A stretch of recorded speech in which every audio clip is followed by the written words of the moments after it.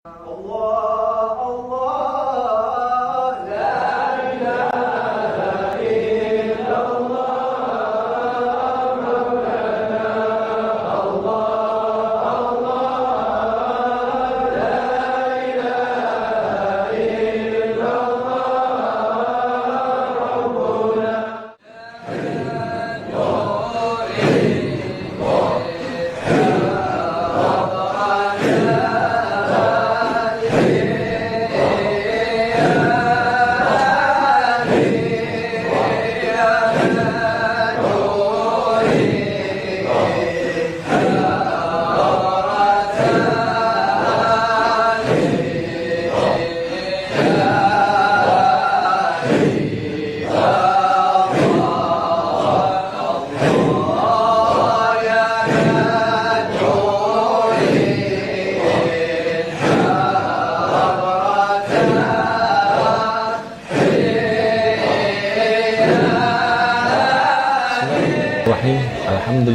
Alhamdulillahilladzi bi ni'matihi tatimmus shalihat wa bi fadlihi tahsunul bidayat wan nihayat wa nusalli wa nusallim wa nukarrim wa nu'azzim ala sayyidina wa habibina wa syafi'ina maulana Muhammad afdalul bariyat wa ala alihi wa ashabi sadatul qadat amma ba'd. Uhaikum bi tahiyatul Islam, tahiyat ahlal jinan, fa tahiyatum fiha salam.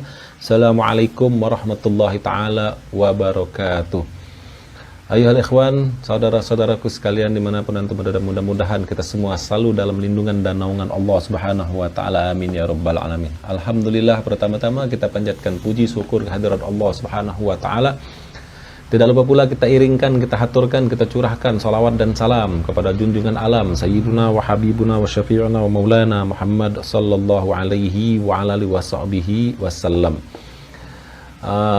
Saudara-saudaraku sekalian, pada kesempatan kali ini Al-Fakir mau mengajak antum ya untuk kita sama-sama belajar, sama-sama mengkaji, membahas ya ilmu-ilmu dari yang merujuk kepada kitab-kitab salafun salihun, yang mudah-mudahan kita semua mendapatkan manfaat, khususnya buat diri Al-Fakir dan buat antum semua ya, dengan kita membahas ilmu-ilmu yang ada di dalam kitab-kitab ulama kita, yang insya Allah ya di hadapan Al-Fakir ini ada satu kitab, yaitu kitab yang kecil sih, Mawaidul Usfuriyah ya, yang disusun oleh Syekh Muhammad ibn Abu Bakar Al-Usfuri ya. Kitab ini kecil, yang mana kitab ini berisi kisah-kisah ya, kisah-kisah dan nasihat-nasihat yang ada di balik hadis-hadisnya baginda Nabi besar Muhammad sallallahu alaihi wasallam, di mana masih layak ya dan sangat baik untuk pengetahuan kita dan pembelajaran kita, dan juga untuk peningkatan kualitas ibadah dan ketakwaan dalam diri kita. Mudah-mudahan amin ya rabbal alamin. Langsung saja ya Al-Fakir masuk ke dalam bahasan pertama daripada kitab ini, yaitu muqaddimah dari kitab ini. Bismillahirrahmanirrahim. Aqallal musannif rahimahullah ta'ala wa arda. Bismillahirrahmanirrahim. Alhamdulillahirabbil alamin wal aqibatu lil muttaqin wala adwana illa 'alal zalimin. Wassalatu ala khairi khalqihi Muhammadin wa alihi ajma'in. Al-Imam Syekh Muhammad bin Abu Bakar Al-Usfuri, beliau mengawali kitab ini dengan kalimat basmalah, lalu dilanjutkan dengan hamdalah dan salawat dan salam kepada baginda besar Muhammad sallallahu alaihi wa alihi wasallam. Dan di dalam mukaddimahnya beliau ini ya, ringkas saja, dalam mukaddimah beliau ini beliau memaktubkan satu hadis dari baginda besar Muhammad sallallahu alaihi wasallam, annahu qol, sesungguhnya beliau sallallahu alaihi wasallam bersabda, man jama'a arba'ina haditsan fahuwa fil afwi wal ghufran. Barang siapa yang menghimpun ya 40 hadis, maka orang tersebut berada di dalam pemaafan dan ampunannya Allah Subhanahu wa taala. 40 hadis, yaitu ada orang yang dia maksud Rasulullah. Ulama menjelaskan daripada maksud dari hadisnya Rasulullah ini, yaitu orang yang mengumpulkan, menghafal dan mengamalkan hadis tersebut ya. Nah, di antaranya ya ulama-ulama kita itu banyak yang mengumpulkan hadis menjadi satu kitab ya, ada maksudnya yang jadi 40 hadis dalam satu kitab. Di antaranya yang sangat ma'ruf ya, sangat terkenal ya, ana yakin antum semua juga tahu, yaitu kitab Arba'in Nawawi ya. Kumpulan 40 hadis Arba'in Nawawi itu yang disusun oleh Imam Syekh Imam Nawawi Ad-Dimishqi ya. Itu sangat ma'ruf ya. Nah, lalu ayuhal ikhwan ya, di akhir daripada mukaddimah kitab beliau ini ya, beliau memohon doa ya, memohon doa kepada Allah Subhanahu wa taala dan juga minta doa, didoakan juga bagi orang-orang yang membaca kitab beliau dan orang-orang yang mengambil nasihat, ya, menyampaikan nasihat dan pelajaran yang mengutip dari kitab beliau ini. Makanya di ujung daripada mukaddimah beliau di sini, asa an ya'mana min suhatil malikil jabbar. Beliau yaitu Syekh Muhammad bin Abu Bakar Al-Ausfuri, beliau berharap ya semoga saja beliau dapat terlindung dari murka sang maharaja lagi maha pemaksa. Wa yajidu munahu fil akhirati minal hakim sattar. Dan beliau bisa mendapatkan segala cita-cita beliau ya di akhirat dari zat maha bijaksana lagi maha penutup aib, ya, as-sattar. Bi barakati ma jama'a minal ahaditsil wal akhbar, dengan sebab keberkahan sesuatu yang telah beliau himpun, yaitu hadis-hadisnya Rasulullah SAW, ya, berupa himpunan hadis-hadis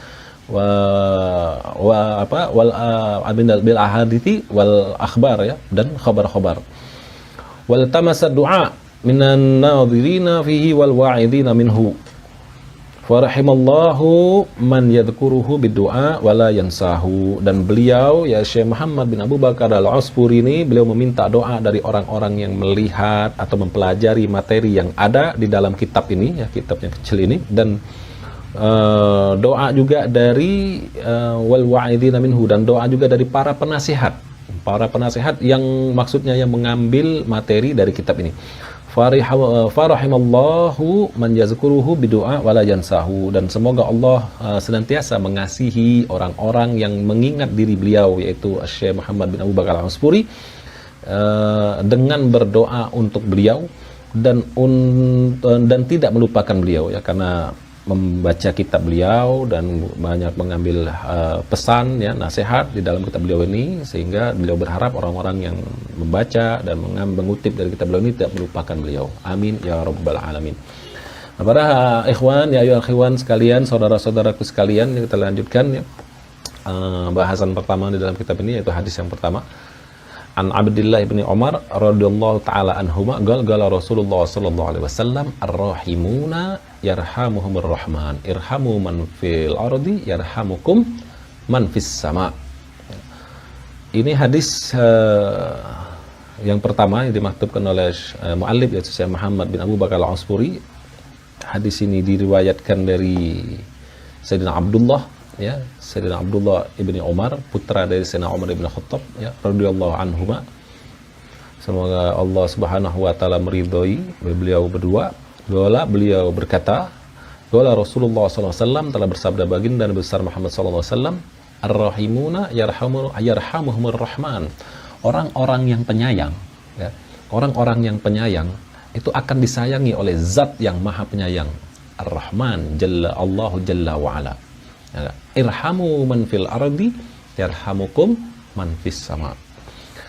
Dilanjutkan oleh Rasulullah SAW, kalian, kata Rasulullah, sayangilah siapa saja yang ada di bumi, sayangi penduduk bumi, maka akan menyayangi kalian siapa saja yang ada di langit, yaitu para penduduk langit.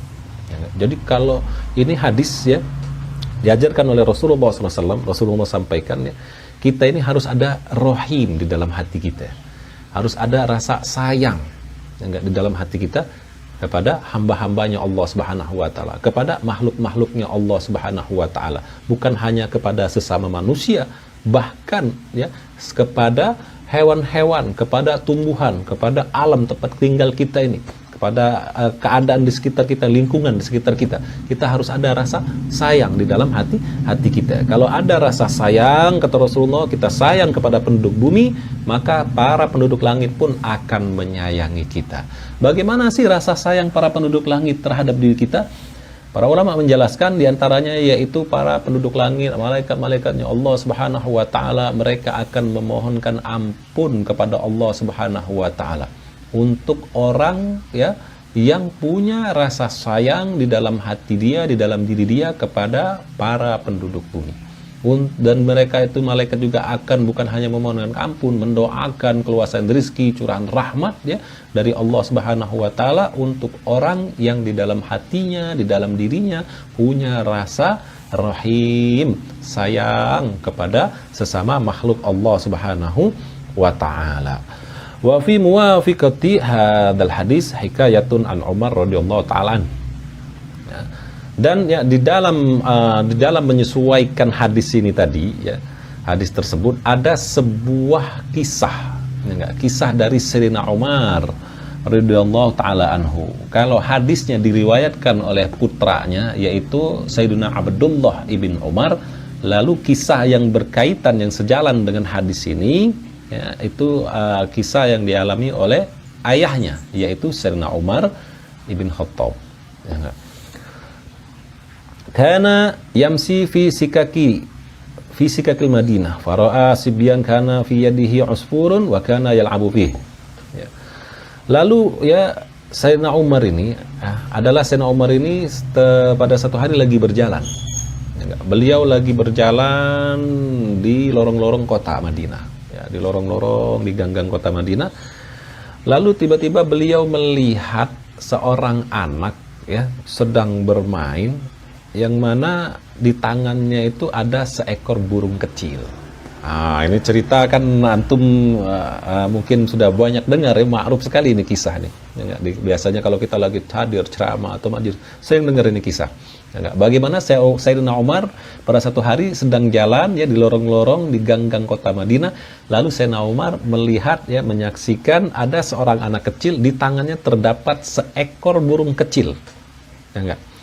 Dan ya wa kana yal'abu bih, dan adalah anak kecil itu mempermainkan burung tersebut ya. Seorang anak ini dia mempermainkan seekor burung kecil yang ada di tangannya. Dimain-mainin itu burung, waduh, dipegang, dilempar mungkin ya enggak, atau mungkin diikat talinya, kakinya diikat dengan tali lalu dilepaskan baru mau terbang ditarik lagi ya, dipermainkan. Namanya anak kecil kan, bocah ya. Ya, anak kecil kan nggak ngerti apa-apa, mungkin karena dia begitu girangnya mendapatkan seekor burung kecil gitu kan, hasil tangkapan dia, jadi burung itu dimain-mainin sampai ya Sayyidina Umar melihat burung itu kayak sudah terzolimi oleh anak kecil itu karena ketidakfahaman dan tidak mengerti itu anak kecil, masih kecil ya. Farahima Umar dzalikal usfur fashtarahu minas sabiy fa'ataqahu. Lalu tadi sebagaimana Anda sampaikan tadi ya, Sayyidina Umar ini kasihan karena melihat ya burung itu jadi sudah menderita, itu burung di tangannya anak kecil tersebut ya, burung kecil ini. Akhirnya Sayyidina Umar merasa kasihan kepada burung kecil itu. Timbul rasa rohim di dalam dirinya Sayyidina Umar bin Khattab. Dia melihat kasihan burung tadi ya, dipermainkan seperti itu, bisa-bisa mati juga nih burung. Akhirnya Sayyidina Umar mendekati anak tersebut. Lalu mendekati anak tersebut ya, perhatikan dan tuba ya ikhwan, bagaimana akhlaknya Sayyidina Umar terhadap anak kecil. Ya, kalau kita mungkin yang melihat anak kecil mainin burung itu sudah sampai sempoyongan, mungkin kita marahin. Nggak boleh tuh anak itu burung, kasihan, nanti mati, lepasin. Kan kita mungkin kayak gitu. Tapi Sayyidina Umar enggak. Sayyidina Umar deketin itu anak kecil, dideketin, lalu diajak ngomong, bernegosiasi. Sayyidina Umar bernegosiasi dengan anak kecil. Nah, burungnya bagus nih. Ya, cakep ini burung. Ana bayarin ya. Akhir ternyata burung itu mau dibeli sama Sayyidina Umar. Enggak dirampas Sayyidina Umar untuk membebaskan burung tersebut, enggak. Tapi Sayyidina Umar bernegosiasi dulu dengan anak itu. Anak itu diajak ngobrol. Akhlaknya Sayyidina Umar mengikuti akhlak mulianya baginda Nabi besar Muhammad sallallahu alaihi wasallam. Jadi, burungnya bagus, burungnya cakep. Ana bayarin ya, ana beli ya. Begitu. Mungkin anak itu bertanya berapa, sekian, kata Sayyidina Umar kan, mungkin anak itu berpikir, wah ini ya jumlah yang lumayan. Akhirnya dikasihkan kepada Sayyidina Umar ya. Lalu anak itu girang mendapatkan uang tadi dari Sayyidina Umar ya, hasil menjual burung ini. Lalu dia pergilah tuh anak, akhirnya fa'taqahu, lalu dibebaskan oleh Sayyidina Umar burung tersebut. Alhasil bebaslah itu burung, merdeka ya, selamat karena rohimnya ya Sayyidina Umar kepada seekor burung kecil tersebut. Falamma tuwfiya Umar radhiyallahu taala anhu ra'ahul jumhur fil manam. Lalu tatkala wafat Sayyidina Umar ini wafat. Nah, antum tahu kan bagaimana ya kisah wafatnya Sayyidina Umar ya, tragis ya. Sayyidina Umar sedang sholat subuh, jadi imam sholat subuh, lalu ditikam dari belakang oleh seorang munafik yang pura-pura menjadi makmum sholat, orang munafik, yaitu Virus ya, dari Persia ya, orang Persia ya. yang dikenal juga dengan Abu Lu'lu'ah. Dia menikam Sayyidina Umar, akhirnya wafatlah Sayyidina Umar. Walhasil ya. Falamma tuwfiya Umar radhiyallahu ta'ala anhu ra'ahul jumhur fil manam. Lalu tatkala wafat Sayyidina Umar ya radhiyallahu ta'ala anhu, maka mayoritas ulama ya bermimpi melihat beliau di dalam tidur mereka. Jadi banyak ulama nih setelah wafatnya Sayyidina Umar, mayoritas nih berarti banyak ulama memimpikan Sayyidina Umar. Fasa'aluhu an halihi faqalu ma fa'alallahu bik. Ya. Lalu mereka bertanya kepada Sayyidina Umar di dalam mimpi, ya enggak? Di dalam tidur mereka. Mereka bertanya kepada Sayyidina Umar mengenai kondisi beliau. Ya, maka mereka berkata, ya, ma fa'alallahu bik. Apa yang telah Allah perbuat terhadap diri engkau? Apa yang telah Allah perbuat terhadap diri Anda? Ya. Gola ghafaroli wa tajawaz anni. Sayyidina Umar berkata, ya, Allah memberi ampunan kepada saya. Allah memberi ampunan kepada saya dan dimaafkan segala kesalahan diri saya. Masya Allah. Ya, Allah memberikan ampunan kepada saya dan dimaafkan segala kesalahan diri saya. Akhirnya bertanya para ulama, "Qalu bi ayyi syai'in? Bijudik au bi'adlika au bizuhdika?" Mereka bertanya, para ulama, mayoritas ulama ini bertanya, ya, dengan sebab apa Allah memaafkan Anda, Allah memberikan ampunan terhadap diri Anda, memaafkan semua kesalahan Anda? Apakah dengan sebab kedermawanan Anda atau dengan sebab keadilan Anda? Karena Sayyidina Umar Amirul Mukminin kan, pemimpin yang adil, Amirul Mukminin di zamannya Sayyidina Umar, ya enggak? Lalu apakah karena au bizuhdika, ataukah karena kezuhudan Anda terhadap dunia ini? Lalu dijawab sama Sayyidina Umar, gola lamma wada'tumuni bil gobri wasatartumuni bit turab wa taraktumuni wahidan fadakhala alayya malakani mahibani toro agli warta'adat mafasili min haibatihima. Dijawab sama Sayyidina Umar berkata apa? Tatkala kalian, ya, ketika kalian telah meletakkan saya di dalam kubur, lamma wada'tumuni fil qubur, ketika kalian telah meletakkan saya di dalam kubur, wasatartumuni biturab, dan kalian sudah menutup saya dengan tanah, ya, diuruk. Orang dikubur kan habisnya diuruk, ya, setelah diletakkan di liang lahat.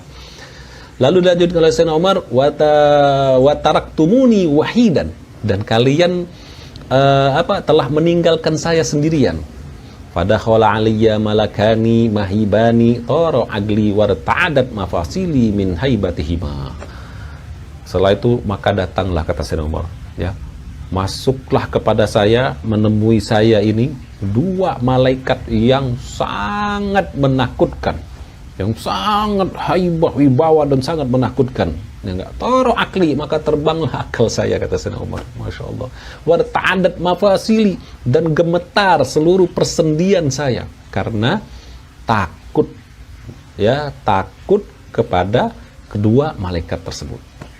Antum bayangkan, ya ikhwani, ya, Sayyidina Umar Amirul Mukminin, Khulafaur Rasyidin, Amirul Mukminin, sahabat mulianya Rasulullah SAW, dan mertuanya, salah satu mertua dari baginda Nabi besar Muhammad sallallahu alaihi wasallam, yaitu ya Siti Hafsah.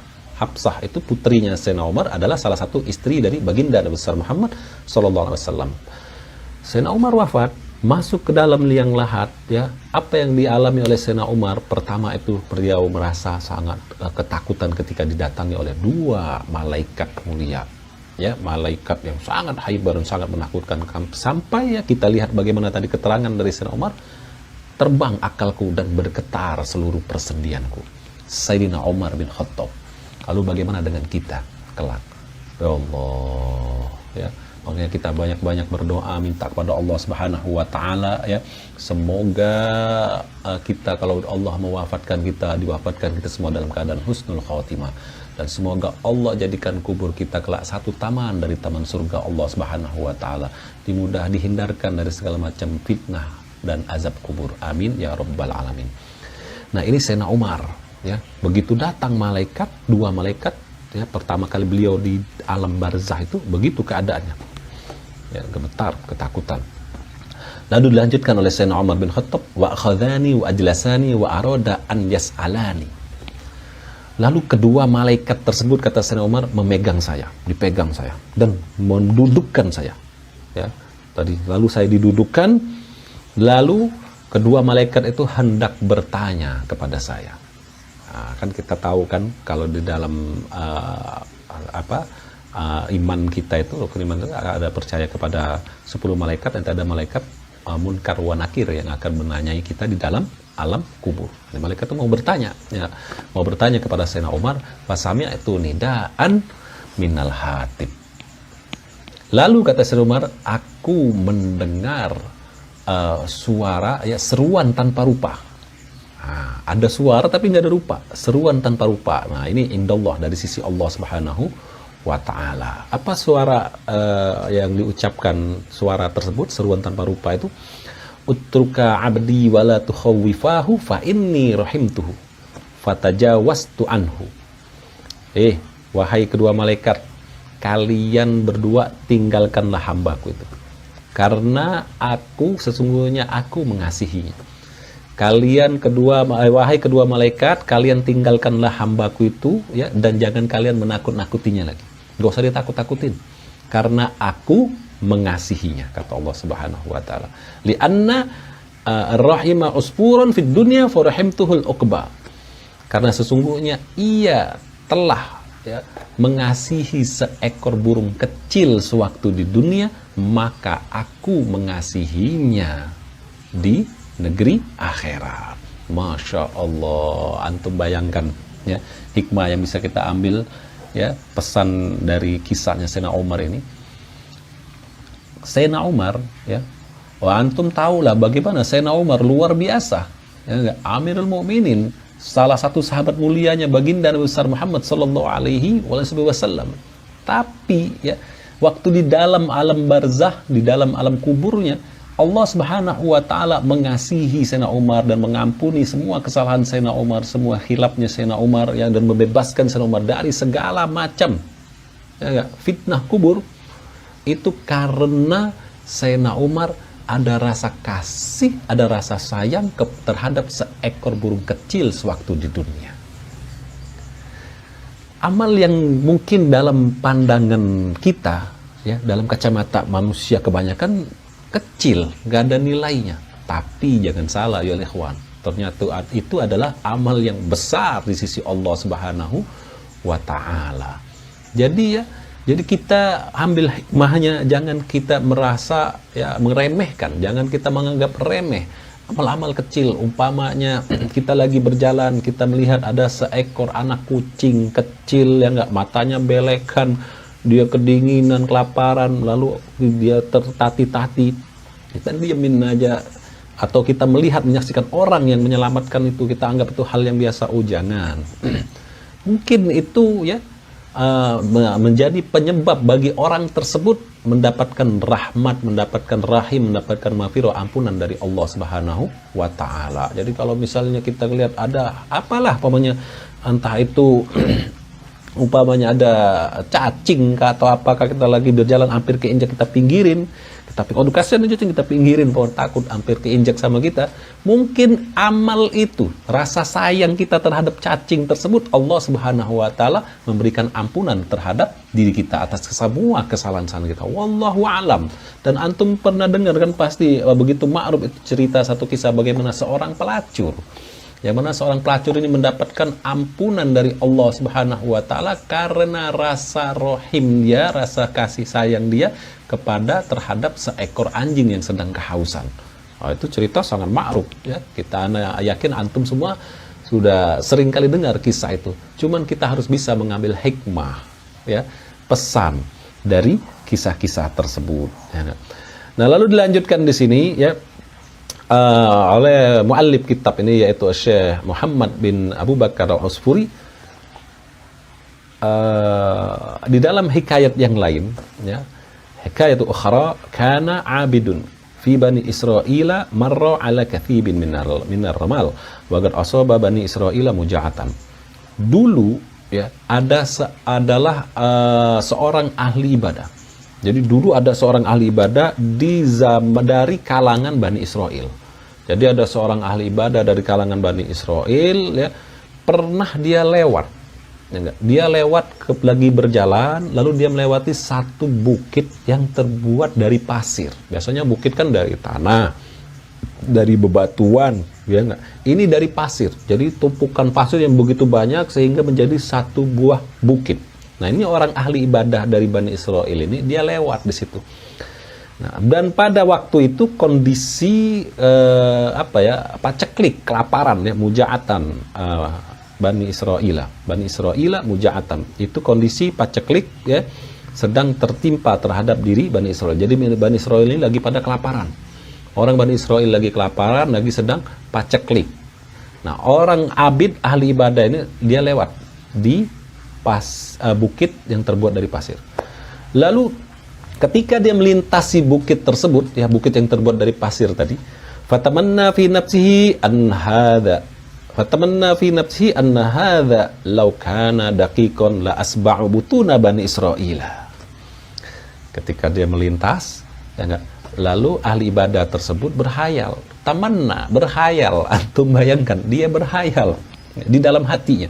Fatamanna fi nafsi, dia berhayal di dalam diri dia, di dalam hatinya, anna hadza law kana daqiqan la asba'u butuna bani Israila. Apa hayalan dia? Kata dia, bukit ini, kata dia nih, ya, dia ngeliat nih bukit dari pasir gede banget. Waduh, ini bukit nih, kata dia, seandainya berupa tepung, ya, niscaya pastilah saya akan membuat kenyang orang-orang Bani Israel, perut orang Bani Israel. Tuh hayalan dia. Kalau nih bukit, aduh, seandainya bukit ini nih terbuat dari tepung, waduh, saya akan buat kenyang orang Bani Israel, orang-orang Bani Israel. Itu hayalan dia di dalam diri dia. Akhirnya apa yang terjadi? Itu cuma hayalan ya, lintasan di dalam hati. Karena kenyataannya kan bukit tersebut bukan dari tepung, bukit tersebut dari pasir. Ya, bukit tersebut dari pasir, tapi dia berhayal kalau bukit dari tepung, aku akan buat kenyang orang kaumku Bani Israel. Akhirnya apa?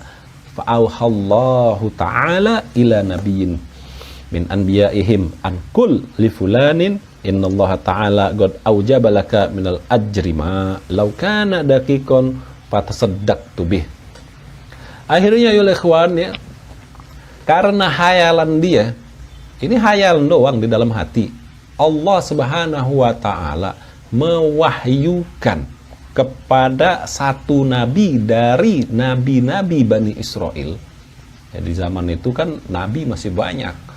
Ya, nabi itu kan dalam satu riwayat ada 124.000 nabi. Di dalam riwayatnya Imam Ahmad bin Hambal ada 224.000 nabi kalau anda nggak khilaf. Aktsaruhum, ya kebanyakan mereka itu, kebanyakan, tidak semua, kebanyakannya dari kalangan Bani Israel. Jadi umpamanya di zaman Nabi Allah Musa, di zaman Nabi Allah Musa ya banyak nabi-nabi. Nabi rasulnya siapa? Ya Nabi Musa. Di zaman Nabi Allah umpamanya Nabi Allah Sulaiman, banyak nabi, ada nabi-nabi lain, tapi rasulnya yaitu Nabi Allah Sulaiman. Tapi di zamannya Rasulullah nggak ada. Nabi cuman Rasulullah. Ya, rasulnya ya Rasulullah. Karena nabi kita kan nabi penutup, nabi akhir zaman. Sudah tidak ada lagi nabi setelah baginda besar Muhammad sallallahu alaihi wasallam. Tapi seandainya pernah disampaikan oleh Rasulullah di dalam satu kitab kecil ya, bagaimana wasiatnya Rasulullah SAW kepada Imam Ali bin Abi Thalib. Ya, Rasulullah pernah bersabda kepada Sayyidina Ali bin Abi Thalib, ya Ali, kedudukanmu denganku itu sebagaimana kedudukannya Musa dan Harun. Tapi ya, karena aku adalah nabi akhir zaman, tidak ada lagi nabi setelahku. Artinya seandainya Rasulullah itu bukan nabi akhir zaman, bukan nabi penutup, niscaya para sahabat itu mereka bisa menduduki kedudukannya para nabi-nabinya Allah Subhanahu wa ta'ala. Begitu mulianya ya para sahabat-sahabatnya baginda besar Muhammad sallallahu alaihi wasallam. Allahumma shalli wa sallim wa barik alaihi wa alihi wa sahbihi ajmain. Dan kita lanjutkan ya. Allah Subhanahu wa ta'ala akhirnya mewahyukan. Allah mewahyukan kepada seorang nabi ya dari nabi-nabi Bani Israel ini untuk berkata, untuk menyampaikan ya kepada si fulan ahli ibadah ini. Ankul ya li fulanin innallaha ta'ala qad aujaba laka minal ajri ma law kana daqiqan fatasaddaqtu bih. Ya. Untuk menyampaikan kepada si ahli ibadah ini, sesungguhnya Allah Subhanahu wa taala ya telah mengabulkan berupa ganjaran pahala. Allah telah mengabulkan kepadamu berupa ganjaran pahala karena apa? Dengan sesuatu ucapan di dalam hatimu. Karena sebab ucapan di dalam hatimu, laukana daqiqon fatasaddaqtu bih. Seandainya bukit ini berupa tepung, maka saya akan bersedekah dengannya. Allah kasih pahala. Cuman karena hayalan di dalam hati. Seandainya bukit ini dari tepung, niscaya aku akan sedekah dengan bukit dengan tepung dari bukit tersebut. Masya Allah, dihitung amal oleh Allah Subhanahu wa taala. Mendapat pahala itu ahli ibadah. Apakah dia sudah sedekah? Belum. Apakah dia sudah membuat kenyang orang-orang Bani Israel? Belum. Dia cuma berhayal di dalam hati dia. Cuman hayalan di dalam hati dia ini timbul itu dari fitrah dia, dari sifat rahim di dalam diri dia, rasa kasih dan sayang di dalam hati dia tumbuh dengan fitrah dia, memang ikhlas. Aduh, seandainya aja bukit ini dari tepung, aku akan bikin kenyang semua Bani Israel ini, nggak ada lagi yang kelaparan. Akhirnya itu Allah memberikan dia pahala sampai Allah menurunkan wahyu kepada salah satu nabi dari nabi-nabi Bani Israel. Faman rahima ibadallahi yarhamuhullahu ta'ala. Maka siapa saja yang mengasihi para hamba Allah, niscaya Allah Ta'ala akan mengasihi orang tersebut. Fa inna dzalika al-'abdu lamma rahima ibadallahi biqaulihi law kana hadza daqiqan la ashba'un nas fawajada thawaba kama law fa'ala.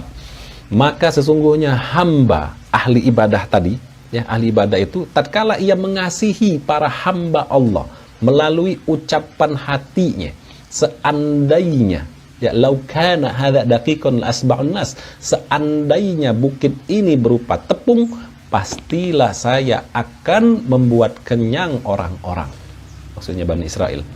Fawajada thawaba kama law fa'ala, maka ia telah mendapatkan pahala sebagaimana jikalau ia melakukannya. Dapat pahala sebagaimana jikalau ia melakukannya. Tapi kenyataannya dia tidak melakukannya. Dia belum beramal, belum bersedekah secara zahir, belum amal, belum membuat kenyang orang-orang Bani Israel. Tapi dapat pahala sebagaimana ia melakukannya karena ada rasa kasih di dalam hati dia. Ya, Masya Allah, itu luar biasa ya, amal batin tuh.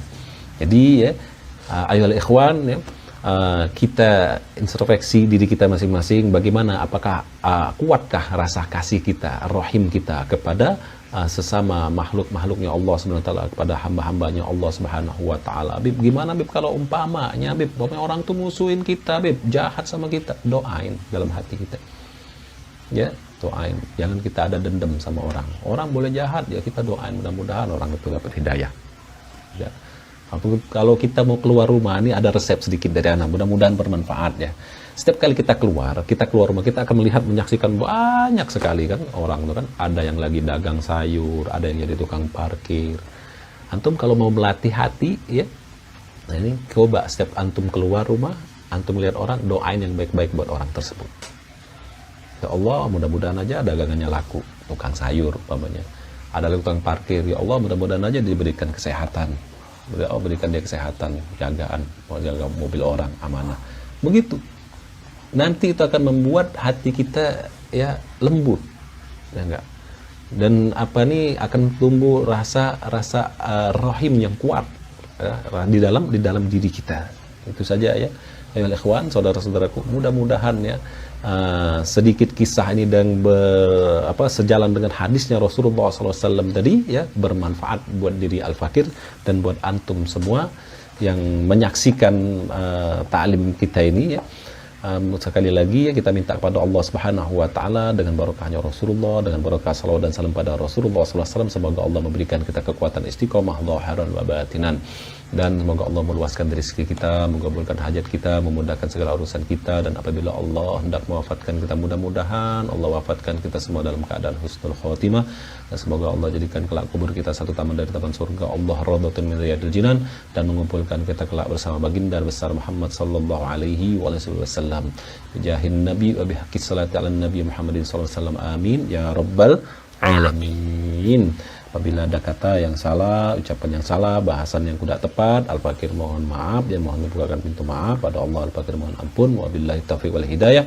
Assalamualaikum warahmatullahi taala wabarakatuh.